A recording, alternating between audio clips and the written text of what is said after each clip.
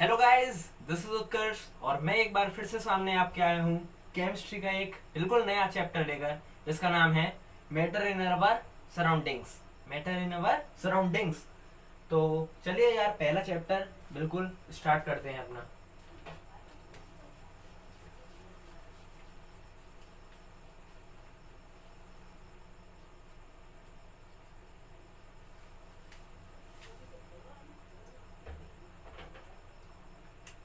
हाँ, तो बात करते हैं यार, मैटर क्या होता है। मैटर ना कोई भी ऐसी चीज जो एक वॉल्यूम, एक स्पेस जो है वो ऑक्यूपाई करे, ठीक है, और उसमें कोई मास हो। तो अगर ये क्राइटेरिया वो फॉलो कर रही है तो वो क्या हो गया, मैटर हो गया। लिखते हैं।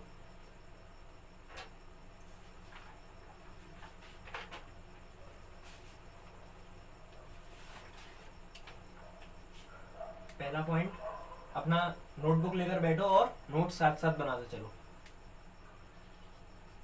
Matter is anything, matter is anything that has mass, that has mass and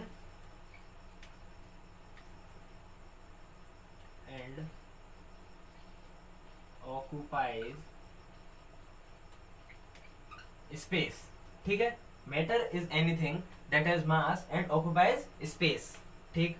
अच्छा, अब हम लोग यार बचपन से पढ़ते आ रहे हैं कि मैटर के स्टेट कौन कौन से स्टेट होते हैं, सॉलिड, लिक्विड एंड गैस। ठीक है, लेकिन अब ना हम लोग नाइन्थ क्लास में आ गए, तो नाइन्थ में आके कुछ नया सीखो। तो states of matter, states of matter. ठीक है, नंबर वन पे सॉलिड, फिर लिक्विड, नंबर थर्ड गैसियस, ठीक है, फोर्थ पे प्लाज्मा। जी हाँ, क्या है, प्लाज्मा। और फिफ्थ पे बीई सी, बीई सी, इसका फुल फॉर्म क्या होता है, बोस आइंस्टाइन कंडेंसेट। ठीक है, तो ये 5 स्टेट्स ऑफ मैटर है हमारे पास। चलो, और आगे क्या है हमारे पास। अच्छा, अब हम लोग बात करते हैं फिजिकल नेचर ऑफ मैटर की। किसके बारे में, physical nature, physical nature, heading डाल लो, फिजिकल नेचर। ठीक है, तो देखो यार, फिजिकल नेचर मतलब अब हम लोग है ना इस मैटर को दो तरीके से क्लासिफाई करते हैं। एक क्लासिफाई हम करेंगे फिजिकल वेज में, फिजिकल मेथड, ठीक है, और दूसरा हम उसको क्लासिफाई करेंगे उसकी केमिकल प्रॉपर्टीज के बेस पे। तो अगर नाइन्थ क्लास की केमिस्ट्री की बात करें तो जो ये पहला चैप्टर है ना, ये पहला चैप्टर हमारा डील करेगा फिजिकल प्रॉपर्टीज में, और जो सेकंड चैप्टर है वो हमारा डील करेगा केमिकल प्रॉपर्टीज में। तो चलो इसमें और जानकारी पता करते हैं क्या क्या है। सबसे पहली चीज, matter is made up of particles. Matter is made up of particles. आपने चौक देखी है, चौक, वो चौक के जब फोड़ते तो कितना सारा चूरा चूरा हो जाता है, तो असल में क्या है, वो पार्टिकल्स हैं। बहुत सारे पार्टिकल्स कंबाइन होके वो एक सॉलिड पीस बनाते हैं चौक का, है ना। तो दूसरी चीज देखो, particles of matter has space between them. Particles of matter has spaces between them, इसका क्या मतलब है, इसका मतलब है यार देखो, जब तुम लोगों ने शिकंजी बनाई है, शिकंजी तो गर्मियों में आजकल बहुत बनती है, तो उसमें जब हम चीनी या नमक को पानी में घोलते हैं ना, तो तुम देखते होगे कि जब उसको स्टर करते रहते हैं तो थोड़ी देर बाद वो गायब हो जाती है। तो वो गायब कहाँ हुई, असल में ना होता क्या है, देखो जैसे ये है, ठीक है, ये पार्टिकल्स है, इन पार्टिकल्स के बीच में ये जो स्पेस है ना, ये स्पेस वो इनमें जाके डिपॉजिट हो जाते हैं, मतलब इनमें जाके भर जाते हैं, ठीक है।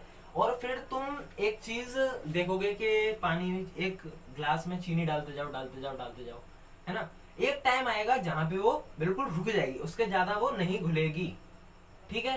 तो एक सैचुरेशन पॉइंट होता है उसका, वहां पे आके वो सैचुरेटेड सॉल्यूशन बन जाएगी, ठीक है। अच्छा, इनका नाम बताऊं मैं, तो इसको कहते हैं यार इंटरस्टाइटल spaces. Interstitial spaces, the space between two particles is known as interstitial spaces, ठीक है।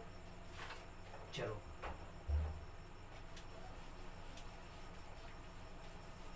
नोट करते चलना यार साथ में, और वरना बाकी नोट्स का काम हम लोग कर रहे हैं जल्दी, जितना जल्दी हो सकता है बस उतना जल्दी आपको नोट्स मिल जाएंगे।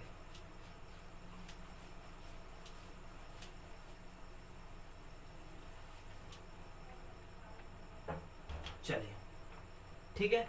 अच्छा, तीसरा पॉइंट क्या है,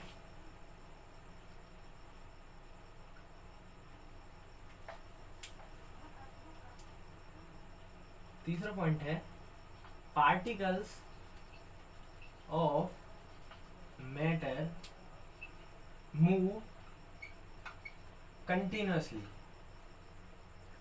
मूव कंटिन्यूअसली। अच्छा, इसका क्या मतलब है, देखो अब तुम ना एक जार में एक बूंद इंक की गिरना, और उसके बाद जो मोशन हो रहा है ना उसको बहुत साइलेंटली ऑब्जर्व करना, तो तुम लोग क्या देखोगे ना, जो पार्टिकल्स है ना वो अपनी जगह पे वाइब्रेशन शो कर रहे हैं, इसका मतलब वो मूव करते रहते हैं, है ना। अच्छा, अगला क्या है,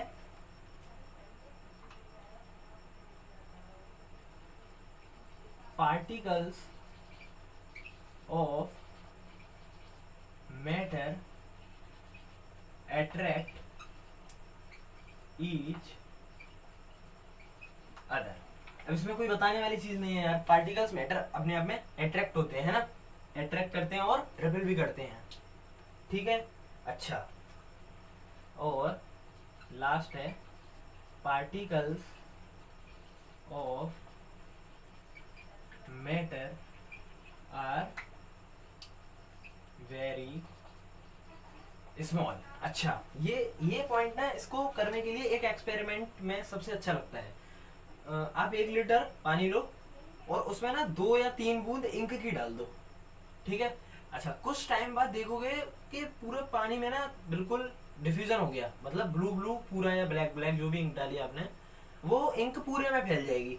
तो ये क्या शो कर रहा है, ये शो कर रहा है कि हमने तो यार 2-3 बूंद डाली, लेकिन वो नीचे जाके 1 लीटर पानी को भी रंग बिरंगा कर गई। इसका मतलब उस एक बूंद में कितने सारे पार्टिकल्स होंगे, इसका मतलब वो बहुत ही छोटे छोटे पार्टिकल से कंसिस्टेड है, ठीक है, ये पॉइंट है। अच्छा, अब तुम लोगों को देखो कुछ एक्स्ट्रा चीज बताता हूँ।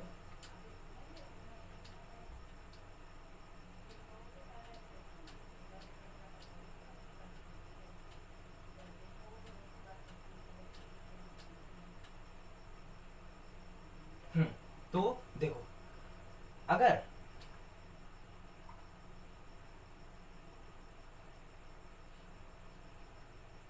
और एक केस है, ये देख रहा है, दोनों में क्लियरली ऑब्जर्व हो रहा है, एक में पार्टिकल्स क्लोज आ रहे हैं और एक में पार्टिकल्स दूर जा रहे हैं। अच्छा, इसमें क्या है, देखो इसको हम लोग बोलते हैं inter molecular force of attraction. Intermolecular force of attraction, intermolecular मतलब मॉलिक्यूल के बीच में लगने वाला फोर्स, और अट्रैक्शन क्योंकि ये पास ला रहा है, पास ला रहा है ना, तो अट्रैक्शन। अच्छा, इस वाले में क्या है, ये इसको कहते हैं थर्मल एनर्जी, थर्मल एनर्जी, इसको क्या कहते हैं, थर्मल एनर्जी। इसमें पार्टिकल्स क्लोज और इसमें पार्टिकल्स दूर दूर, तो लिख देते हैं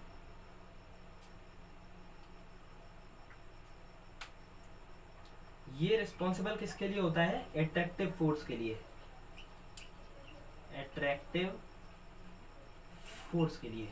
और ये किसके लिए रिस्पॉन्सिबल है? ये है रिपल्सिव फोर्स के लिए, रिपल्सिव फोर्स के लिए। ठीक है, आइए समझ में, जल्दी से स्क्रीनशॉट ले लो इसका। हो गया? ठीक है, चलो यार।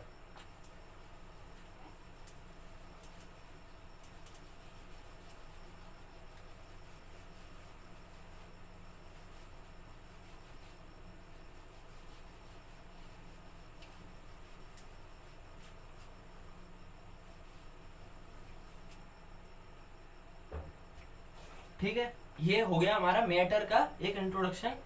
अब हम लोग बात करते हैं स्टेप बाय स्टेप किसकी?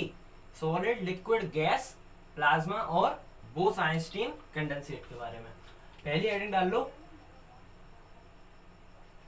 Solid state, solid state, solid state.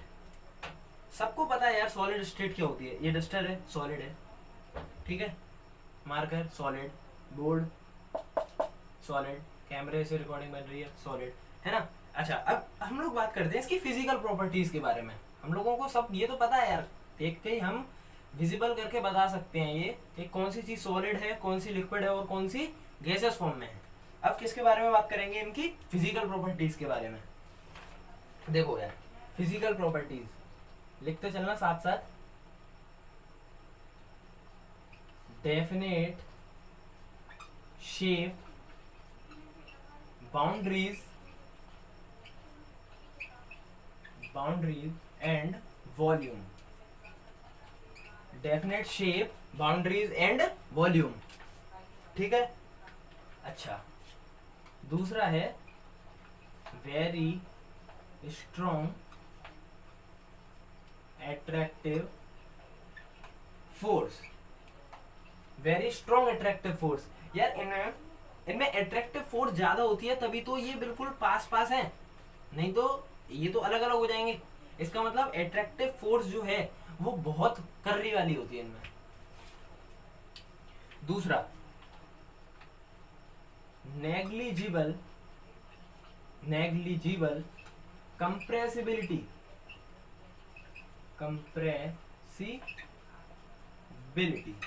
Negligible compressibility. अब ये डस्टर को मैं दबा के यार एक प्लेट तो बना नहीं सकता, ठीक है, इसका मतलब ये कंप्रेसिबल नहीं होते, है ना। दूसरी चीज,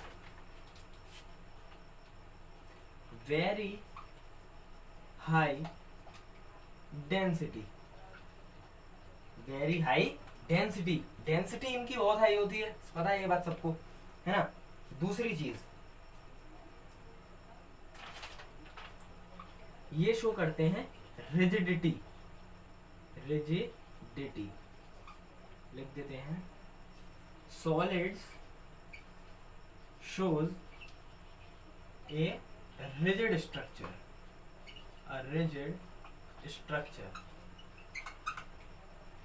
ठीक है, solids show a rigid structure. दूसरी चीज, और हाई मैकेनिकल स्ट्रेंथ, ठीक है। हाई मैकेनिकल स्ट्रेंथ का मतलब यार अच्छे खासे मजबूत होते हैं ये, है ना। हाँ, तो हाँ, solid show a rigid structure, ठीक है। इसमें ना मैं एक एक्सेप्शन ऐड कर दूंगा, एक एक्सेप्शन ऐड करना चाहूंगा, और वो एक्सेप्शन है रबर, है ना। रबर के केस में देखो यार, उसको तुम खींचोगे, उसके बाद वो दोबारा अपनी गेन जो है वो शेप अपनी कर लेगी, ठीक है। इसका मतलब उसका स्ट्रक्चर रिजिड नहीं है, वो कैसा स्ट्रक्चर शो करती है? Elastic nature. कैसा? Elastic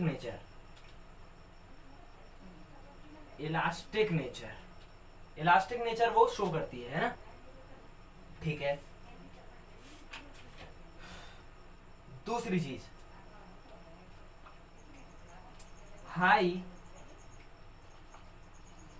melting point and boiling point, high melting point and boiling point. Melting point और बॉइलिंग पॉइंट इन सब का बहुत हाई रहता है, ठीक है। ठीक, बढ़िया। चलो यार जल्दी स्क्रीनशॉट लो, अभी बचा है थोड़ा सा, जल्दी चलो।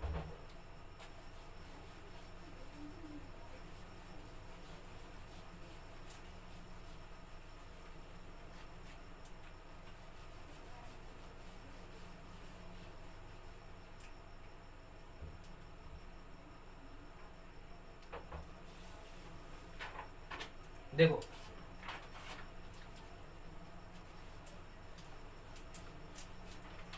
सॉलिड के केस में ना, एक in a solid the constituent particles the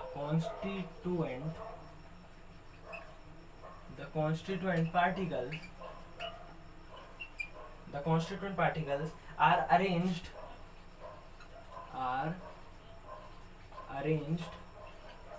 in a regular manner in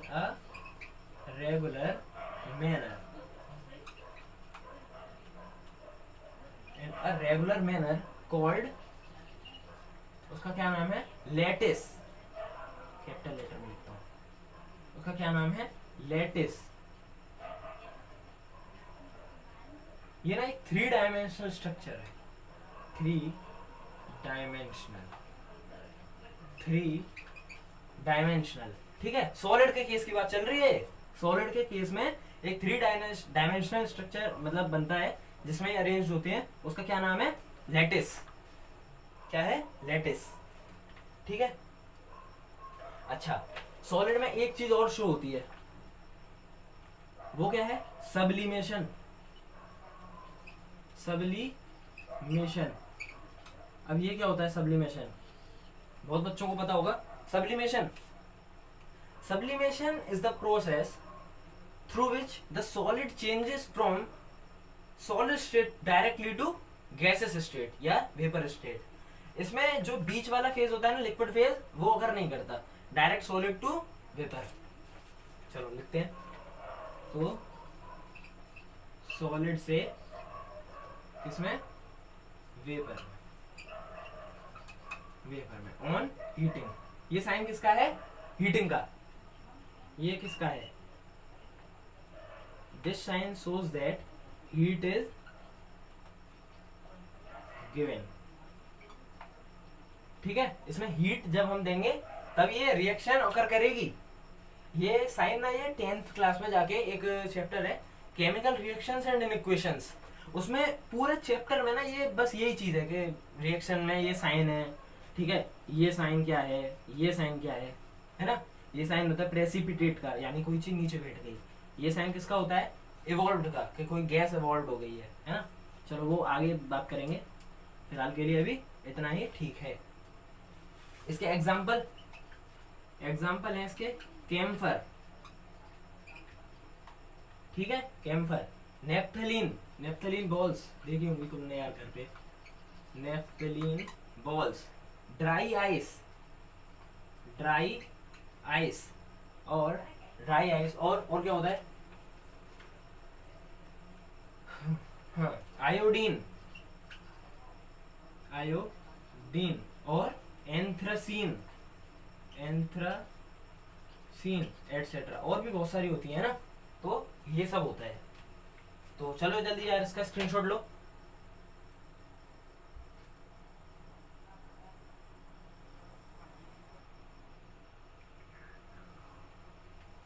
हुआ, चलो इसी के साथ हमारा जो एक पार्ट है वो हमने कंप्लीट कर लिया है। बधाई हो आप सभी को।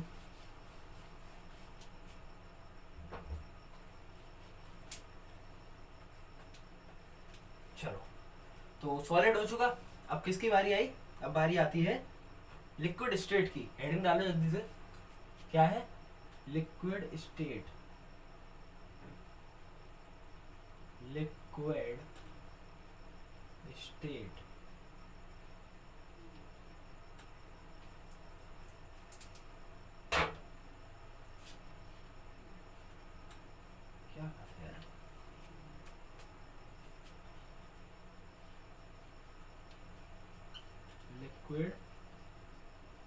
स्टेट, लिक्विड स्टेट है ना, सब लोग जानते हैं लिक्विड स्टेट के बारे में। अब बात करते हैं इसकी फिजिकल प्रॉपर्टीज के बारे में। फिजिकल प्रॉपर्टीज देखो, इनकी कोई डेफिनेट शेप नहीं होती यार, no definite shape, no definite shape but a fixed volume, but a fixed volume है ना, जैसे कि बटा फिक्स्ड वॉल्यूम। ठीक है, इनकी डेंसिटी के बारे में बात करते हैं। डेंसिटी इनकी, तो इनकी जो रो से रिप्रेजेंट करते हैं इसको, तो रो ऑफ लिक्विड ये ज्यादा होती है किससे, रो ऑफ गैसेस से, और एक कम होती है किससे, रो ऑफ सॉलिड से। समझ में आ रहा है ना ये क्या लिख रहा है, लिक्विड्स की डेंसिटी सॉलिड की डेंसिटी से कम और गैस की डेंसिटी से ज्यादा। ठीक है, अच्छा इसमें क्या होता है, shows compressibility, shows compressibility up to a limited extent, up to a limited extent। मतलब कि इसका मतलब है कि लिक्विड जो है वो कंप्रेसिबल तो है थोड़े बहुत, है ना, ये बात तो बिल्कुल माननी है, लेकिन एक हद तक मतलब एक पॉइंट आएगा, उसके बाद तुम कितना भी प्रेशर लगा लो, कितना भी टेम्परेचर कम कर लो, उस पर कोई फर्क नहीं पड़ेगा, वो एक लिमिटेड एक्सटेंट तक रहेगा। ठीक है, हाँ, तो अब क्या है, liquid shows fluidity, liquid shows fluidity. अच्छा, फ्लूइड्स किसको कहते हैं, फ्लूइड्स कहते हैं गैस प्लस लिक्विड को मिला के फ्लूइड्स नाम दिया जाता है। इनको फ्लूइड्स नाम क्यों दिया जाता है, कुछ पता है, इस वजह से, इसका मतलब ये फ्लो होते हैं यार, है ना, इनकी काइनेटिक एनर्जी होती है इनमें, इनके पार्टिकल्स में, तो इधर से उधर वाइब्रेट करते हैं अपनी जगह पे, इसका मतलब इनमें मूवमेंट होता है, तो ये एक जगह से दूसरी जगह तक फ्लो होते रहते हैं, लिक्विड के केस में भी, और सेम गैसियस के क्या कहते हैं, गैसियस के फेज में भी।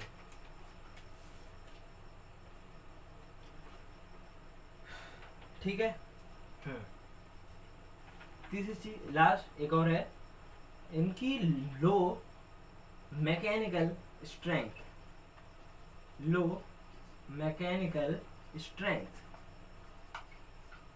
इनकी मैकेनिकल स्ट्रेंथ ना यार बहुत लो होती है, और हमने सबसे ज्यादा किसकी देखी है, सॉलिड की, और गैस की तो बात ही मत करो, है ना।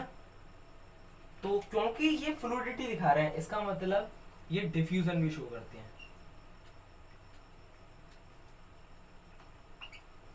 Shows diffusion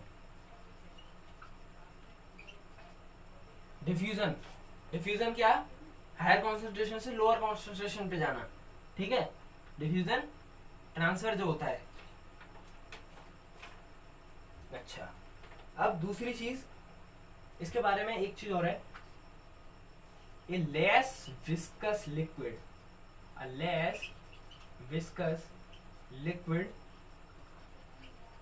shows more diffusion, a less viscous liquid shows more diffusion। इसको कैसे समझाएं, इसको समझाते हैं, हाँ, एक जार लो, ठीक है, एक जार में 2-3 बूंद इंक की डाल दो, दूसरा जार लो, उसी में थोड़े से अमाउंट में हनी डाल दो, अपना शहद, है ना। अच्छा, एक कुछ टाइम बाद आके जब तुम ऑब्जर्व करोगे तो हमको क्या दिखेगा ना, कि जो जिस जार में इंक डाली थी ना वो अच्छे से फैल गई पूरे में, और जिसमें हनी डाली थी वो थोड़े बहुत लेवल तक रही, लेकिन इंक से कम रही। तो ये क्या शो कर रहा है, इसका मतलब हनी जो है वो इंक से लेस विस्कस है। ठीक है, इसका मतलब हनी का जो लेस विस्कस वाला जो लिक्विड है, लेस विस्कस क्या है हमारा, इंक, तो इंक का जो डिफ्यूजन रेट है वो ज्यादा है, और हनी का कम है। ठीक, बस इतना ही था। और क्या है, इनका जो बॉइलिंग पॉइंट रहता है यार, बॉइलिंग पॉइंट ये क्या होता है, generally less than solids. Solid से तो कम ही है ना। जल्दी स्क्रीनशॉट खींच लो जल्दी यार। चलो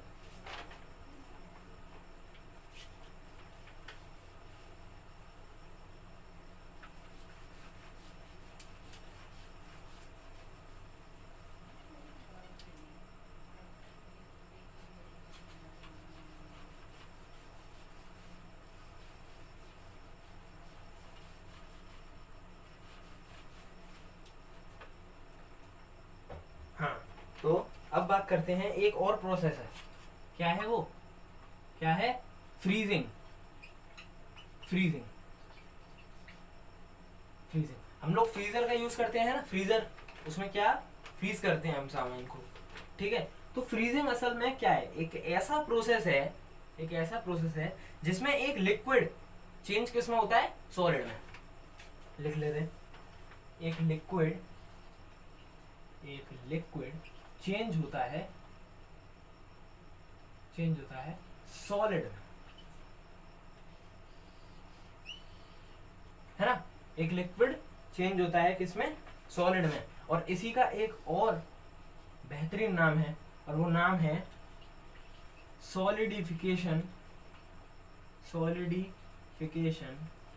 of solids. Solidification of solid, नहीं सॉरी यार, सॉलिडिफिकेशन ऑफ लिक्विड। लिक्विड को सॉलिडिफाइड हम कर रहे हैं ना, तो सॉलिडिफिकेशन ऑफ लिक्विड को सॉलिडिफाई करके सॉलिड बन रहा है, तो सॉलिडिफिकेशन ऑफ लिक्विड, है ना। ठीक है, अब बात करते हैं एक और अच्छे से प्रोसेस की, और उस प्रोसेस का नाम है एवापोरेशन।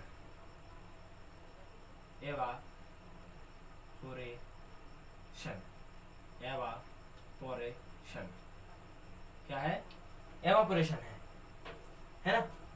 तो एवापोरेशन सब लोगों को पता है यार। एवापोरेशन क्या होता है, the change of liquid into liquid vapour is called evaporation. The change of liquid into vapours is called evaporation. ये तो सब जानते हैं। अब आगे जाके दिक्कत तो तब आएगी ना, जब लिक्विड को वेपर में चेंज करते समय दो फिनोमेना याद रखने पड़ेंगे, एक एवापोरेशन और एक है आने वाला क्या आगे, बॉइलिंग। तो इन दोनों में डिफरेंस देखो सबसे पहले जानते हैं किसके बारे में, एवापोरेशन में। लिक्विड टू वेपर्स, ये तो होगा, ये तो जाहिर सी बात है, होना ही है। लेकिन मेन चीज क्या है, मेन चीज है बिलो बॉइलिंग पॉइंट। हाँ, इसका मतलब एक हर लिक्विड का अपना एक बॉइलिंग पॉइंट होता है ना। तो मतलब एवापोरेशन है ना, उसका कोई फिक्स्ड टेम्परेचर नहीं है। फिक्स्ड टेम्परेचर मतलब वो बॉइलिंग पॉइंट से कम कितने भी टेम्परेचर पे हो सकता है। ठीक है, हाँ, तो यही था इसमें, इस पॉइंट में। ठीक है, अच्छा, अब इसके फैक्टर्स बताएं कि ये जो एवापोरेशन है ये किस किस फैक्टर पे डिपेंड करता है। पहला फैक्टर सरफेस एरिया। दूसरा फैक्टर ह्यूमिडिटी। तीसरा विंड स्पीड। ठीक है, विंड स्पीड। चौथा टेम्परेचर। चौथा एक टेम्परेचर, है ना। और पांचवा है nature of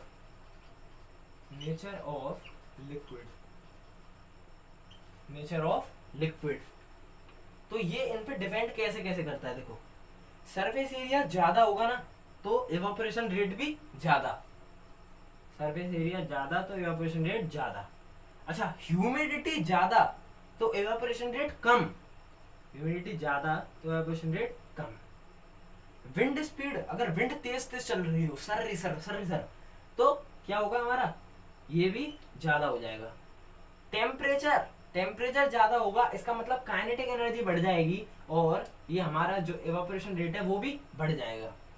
nature of liquid तुमने नया सुना होगा। नेचर ऑफ लिक्विड कैसे डिपेंड करता है? नेचर ऑफ लिक्विड डिपेंड करता है इसके बॉइलिंग पॉइंट पे, इसके बॉइलिंग पॉइंट पे।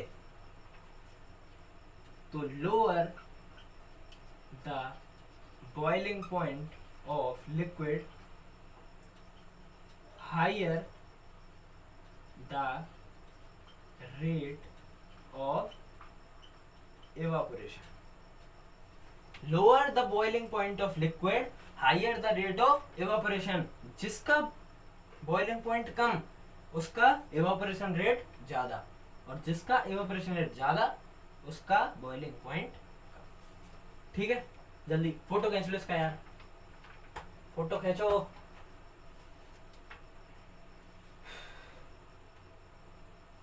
ठीक है, हुआ?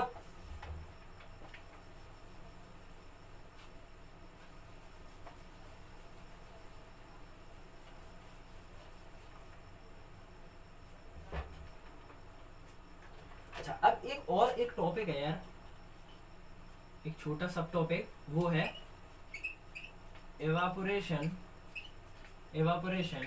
causes cooling. Evaporation causes cooling.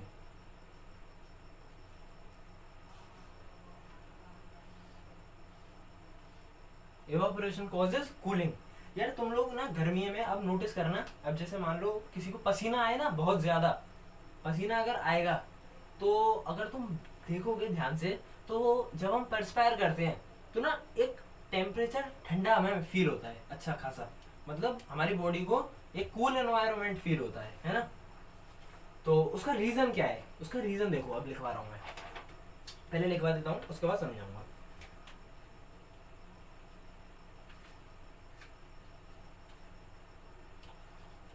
As evaporation, ये डायरेक्ट सवाल आता है यार पेपर में, direct. Explain the reason that why evaporation causes cooling, छाप मारना, ठीक है। As evaporation is a surface phenomena, as evaporation is a surface phenomena, as evaporation is a surface phenomena that is in the evaporation process, that is in the evaporation process, that is in the evaporation process, that is in the evaporation process, the surface particles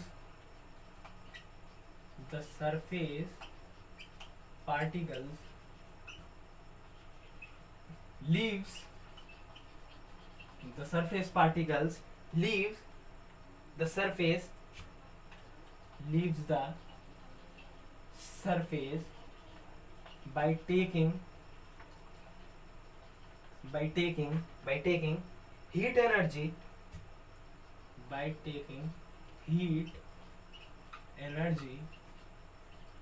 from the bulk of liquid, and hence the temperature of bulk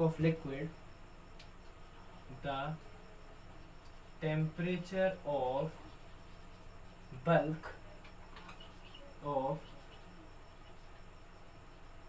liquid, decreases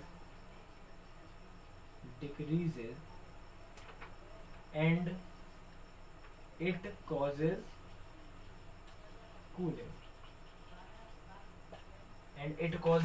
cooling. अच्छा, इसका मतलब समझो अब, है ना।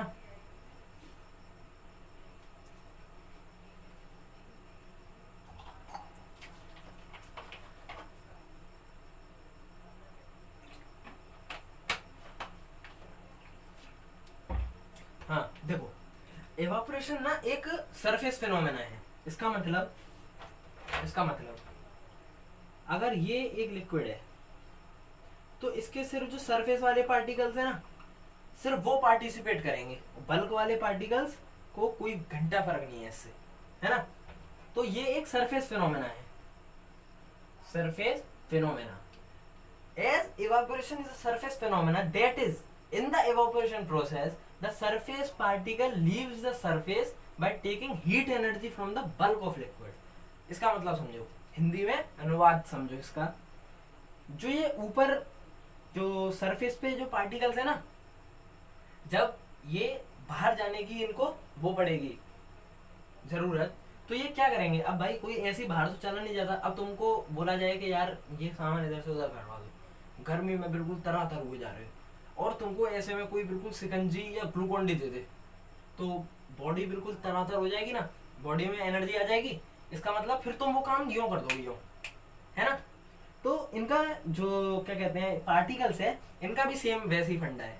इन लोगों को बाहर जाना है, तो इसका मतलब इनको एनर्जी चाहिए, इनको एनर्जी चाहिए। ये एनर्जी कहाँ से लेंगे, ये एनर्जी लेंगे बल्क वालों से, क्योंकि ये क्या कहेंगे कि भाई तुम लोगों को तो कोई फर्क नहीं है, इसका मतलब एक काम करो, हमको एनर्जी दे दो। तो ये उनसे एनर्जी लेंगे और खुद बाहर कूद जाएंगे, एनर्जी लेके खुद बाहर कूद जाएंगे, ठीक है। अच्छा, अब जब ऐसे सारे जो पार्टिकल्स हैं वो एनर्जी लेके, एनर्जी ली बाहर कूदे, एनर्जी ली बाहर कूदे, तो खुद सोचो यार, एनर्जी कम तो हो रही है ना, वो तो एनर्जी लेके बाहर उड़ रहे हैं, इसका मतलब बल्क की एनर्जी कम हो रही है, बल्क की एनर्जी कम हो रही है, इसका मतलब temperature of bulk will decrease. Energy कम, इसका मतलब इसका टेम्परेचर कम हो जाएगा, और जब टेम्परेचर कम होगा वो हमको क्या देगा, कूलिंग इफेक्ट। सेम था, बस सिंपल, आया समझ में, ठीक है। चलो बढ़िया।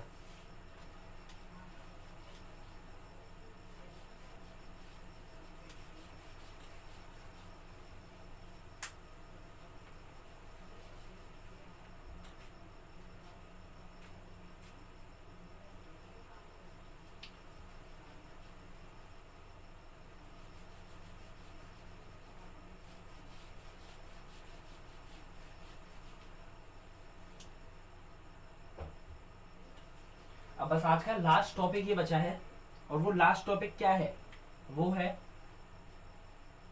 बॉइलिंग।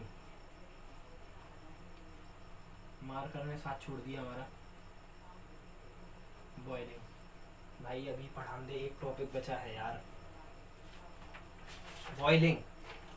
हाँ, तो जैसे कि हम लोगों को पता था कि इवेपोरेशन जो है, इवेपोरेशन हमारा कैसा फिनोमेना है, सरफेस फिनोमेना, और बॉइलिंग कैसा फिनोमेना है, बहुत सही, कुछ बच्चे तो बोल भी गए, क्या, बल्क फिनोमेना, बल्क फिनोमेना, है ना, बल्क फिनोमेना। इसका मतलब यहाँ पे सिर्फ काम सरफेस वालों का नहीं है, यहाँ पे काम पूरे बल्क का है, ऊपर भी नीचे भी, पूरा थ्रू आउट द लिक्विड ये लोग पार्टिसिपेट करेंगे, है ना। अच्छा, इसका मतलब it is a phenomena, it is a phenomena in which, it is a phenomena in which vapor pressure of the liquid, ये नया टर्म आ गया तुम्हारे सामने एक, vapour pressure, vapour pressure of the liquid, vapour pressure of the liquid becomes equal to the,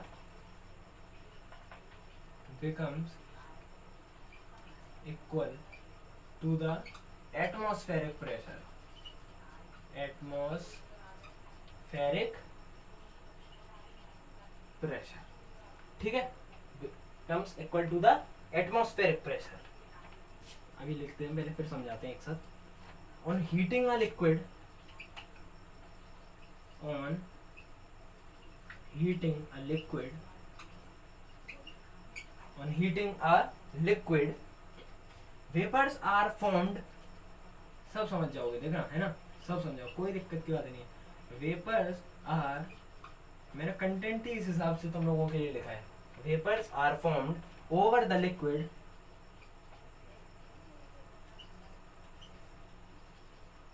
vapors are formed over the liquid which exert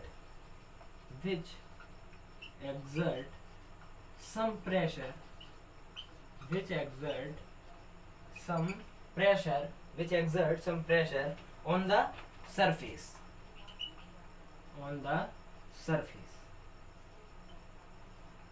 that is known as कौन सा नया term था? वेपर प्रेशर, वही तो कहते हैं यार. That is known as vapour pressure, है ना. और जिस टेम्परेचर पे ये चेंज होगा, जिस एक सर्टेन टेम्परेचर पे ये होगा, उसका क्या नाम देंगे हम? उसका नाम देंगे बॉइलिंग पॉइंट, जिसकी बात पहले भी हो चुकी है. Boiling point. अब फंडे क्लियर होने स्टार्ट हो गए ना. Boiling point. और ये जो बॉइलिंग पॉइंट है ना, ये डायरेक्टली प्रोपोर्शनल किसके होता है? ये डायरेक्टली प्रोपोर्शनल होता है एटमॉस्फेरिक प्रेशर के. Atmospheric pressure, atmospheric pressure, atmospheric pressure के, है ना. अब देखो, अब समझो बात ध्यान से. होता क्या है बॉइलिंग में ना, जो पूरा बल्क उसके पार्टिकल्स पार्टिसिपेट करते हैं. होता क्या है, इसके जो पार्टिकल्स हैं, जब वो बाहर जाते हैं तो वो बाहर जाके एक साथ इकट्ठा हो के वो लिक्विड के सरफेस पे एक प्रेशर डालते हैं. देखो, on heating a liquid vapours are formed over the liquid. उसके ऊपर इकट्ठा हो जाएंगे. Which exert some pressure on the surface, जो उस लिक्विड के सरफेस पे एक प्रेशर बनाएगा. That is known as vapour pressure. और जब ये वेपर प्रेशर एटमॉस्फेयर के प्रेशर के बराबर हो जाता है, उस प्रोसेस को वहां से कहते हैं बॉइलिंग. और जिस टेम्परेचर पे ये बॉइलिंग अकर होगी, जिस प्रेशर पे ये बॉइलिंग स्टार्ट होगी, उसको क्या कहेंगे? उसको कहेंगे बॉइलिंग पॉइंट. और ये जो बॉइलिंग पॉइंट है, ये डायरेक्टली प्रोपोर्शनल होता है एटमॉस्फेरिक प्रेशर के. इसका मतलब अगर एटमॉस्फेरिक प्रेशर ज्यादा तो बॉइलिंग पॉइंट ज्यादा, और अगर एटमॉस्फेरिक प्रेशर कम तो बॉइलिंग पॉइंट भी कम. जल्दी स्क्रीनशॉट ले लो यार.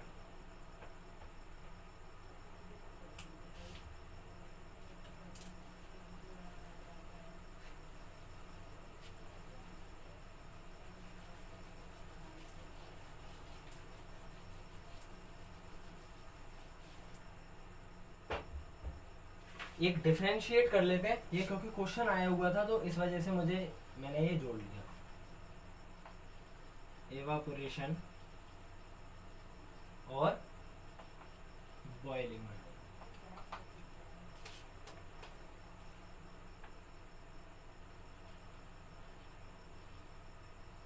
एवापोरेशन और बॉइलिंग में सबसे पहली चीज जो अब हमको पता चल चुकी है, ये क्या होता है? एक सरफेस फेनोमेना. एक सरफेस फेनोमेना है. और ये क्या है? ये है एक बल्क फेनोमेना.